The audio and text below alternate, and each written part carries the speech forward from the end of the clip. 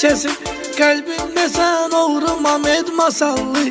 Hakkı deyip edaletti ömredip, adım atıp doğrum Ahmet Masallı.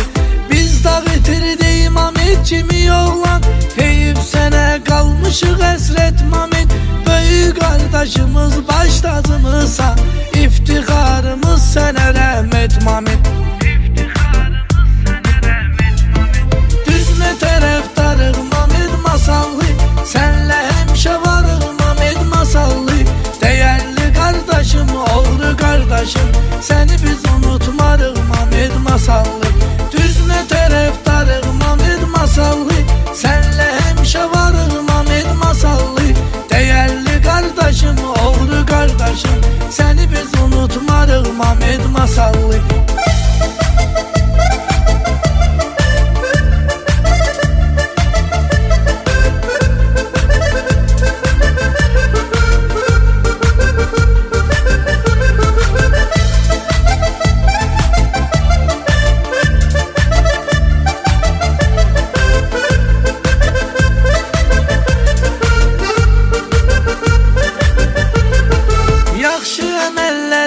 Yadda kaldın, kasıplara el tutan insan Mami.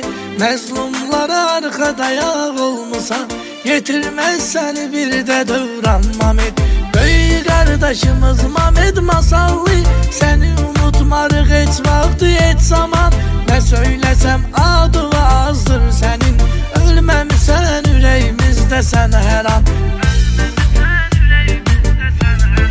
Düzme taraftarım Ahmet Masallı, senle hemşe varım Ahmet Masallı. Değerli kardeşim, oğru kardeşim, seni biz unutmarız Ahmet Masallı. Düzme taraftarım Ahmet Masallı, senle hemşe varım Ahmet Masallı. Değerli kardeşim, oğru kardeşim, seni biz unutmarız Ahmet Masallı.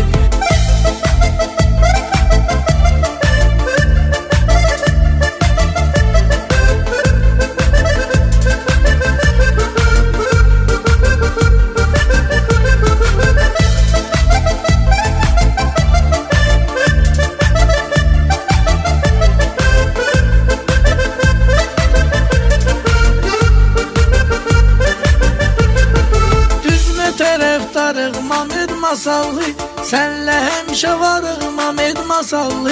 Değerli kardeşim, oğru kardeşim, seni biz unutmarız Ahmet Masallı. Düzme taraftarım Ahmet Masallı, senle hemşe varım Ahmet Masallı. Değerli kardeşim, oğru kardeşim, seni biz unutmarız Ahmet Masallı.